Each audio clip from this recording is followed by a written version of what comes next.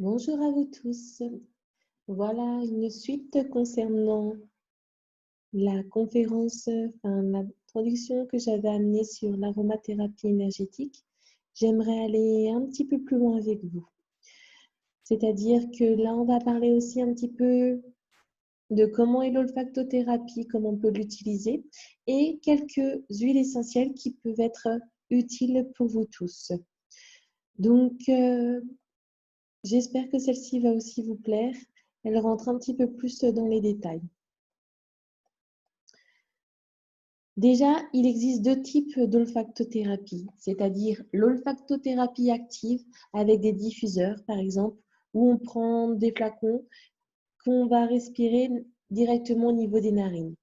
On peut avoir l'olfactothérapie passive avec des supports neutres, pierre, papier, bois, supports poreux, bijoux, tissus, mais aussi les peaux pourries, etc.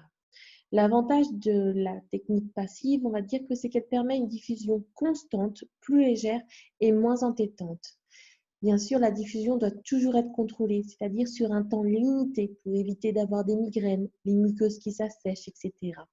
On va faire aussi en fonction de la pièce, c'est-à-dire qu'on fait attention au nombre de gouttes que l'on va utiliser. Et bien sûr, les huiles essentielles que l'on utilise peuvent parfois amener quelques désagréments. Nous pouvons aussi utiliser donc la diffusion atmosphérique, en sachant que certaines des huiles essentielles peuvent s'utiliser en diffusion grâce à un diffuseur, on va dire 10 minutes à 15 minutes grand maximum, 2 à 3 fois par jour. Mais elle peut être aussi utilisée avec un brumisateur pour assainir et purifier l'atmosphère, créer une ambiance. J'aime aussi, moi, utiliser un petit spray d'oreiller que je fabrique pour mettre dessus, c'est assez sympathique. L'inhalation aussi. Alors, on peut avoir l'inhalation humide, donc c'est celle qu'on va voir pour l'instant. Vous savez, vous prenez un petit bocal, vous mettez quelques gouttes d'huile essentielle dedans, donc moi je dis 3, 4. Avec un peu d'eau chaude dessus, vous attendez quelques minutes avant de faire votre inhalation et vous respirez en fin de compte ce mélange-là. Attention, si vous mettez une serviette sur votre tête, à bien fermer les yeux pour éviter que l'huile essentielle vous brûle les yeux. On a l'inhalation sèche, c'est très simple, c'est 1 ou 2 gouttes sur un mouchoir qu'on va respirer tout au long de la journée. Il faut savoir que les huiles essentielles ont donc une action sur leur psyché. C'est ce que je parle par rapport à l'aromathérapie énergétique. Mais on doit aussi comprendre dans un premier temps que toutes les huiles essentielles déstressent. Elles diminuent l'impact de tout ce qui est perçu en tant que message d'alerte. On connaît par exemple tout ce qui est patchouli, lavande, orange. Ça, ce sont des huiles essentielles extraordinaires qui vont vous relaxer. On peut avoir aussi des huiles essentielles qui vont stimuler, qui invitent à l'action tout en déstressant. Les romarins, les poivres, les sapins, tout ce qui vient de la famille des pistachiers, etc. Mais on peut aller et être beaucoup plus précis.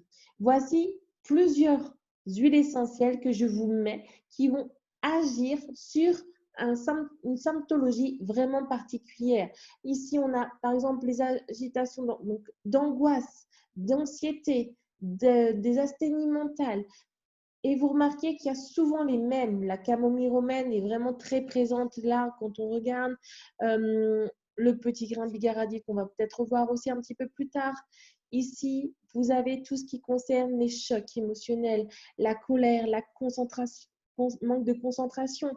On pourrait même rajouter le romarin pour le manque de concentration, parce que c'est vrai que le romarin, il travaille sur la colère, mais il travaille aussi sur la concentration. On en a fait même une étude scientifique dessus avec le citron. C'est un mélange extraordinaire, notamment si vous avez des examens ou pourquoi pas besoin de stimuli intellectuels.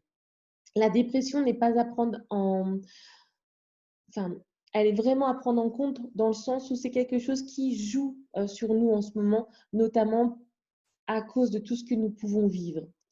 N'oubliez pas l'absence de désir sexuel qui touche de plus en plus de personnes, notamment parce que nous sommes plus connectés à notre propre ressenti.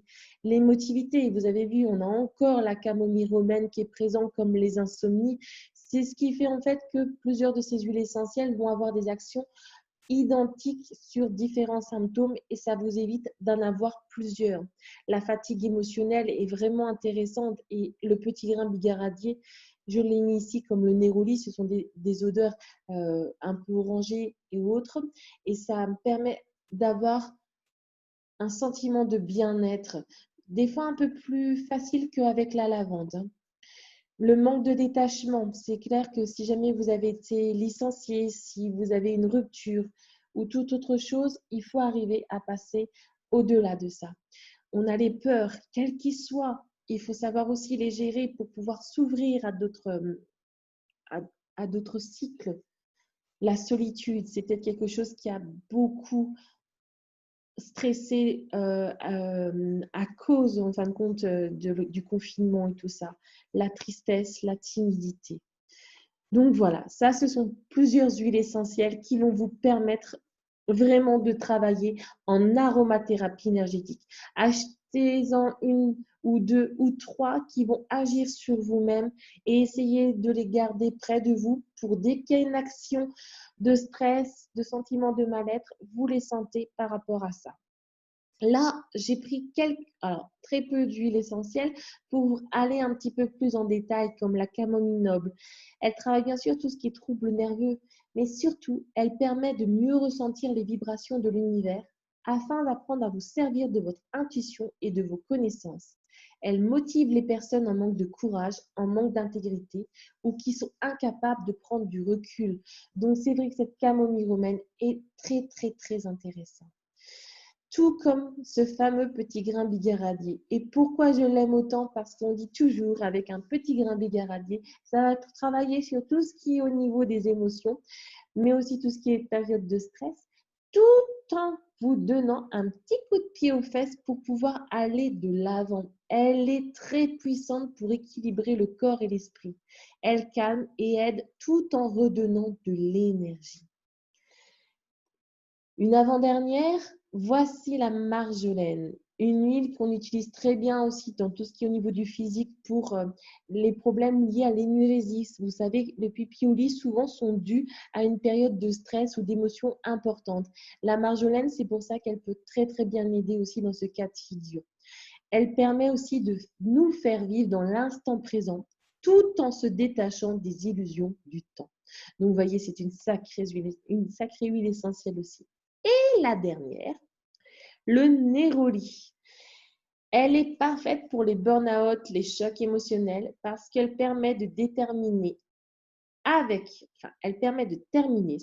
un cycle en nous ouvrant les yeux sur des nouvelles voies et elle atténue les blessures du passé. Je trouve que c'est pour ça que ces quelques huiles essentielles que j'ai mises là sont aussi intéressantes et c'est peut-être celles que vous pouvez commencer à avoir pour créer vous-même vos synergies d'huiles essentielles en olfactothérapie.